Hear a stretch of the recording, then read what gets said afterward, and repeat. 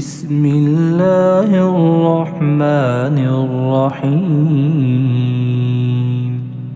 إذا زلزلت الأرض زلزالها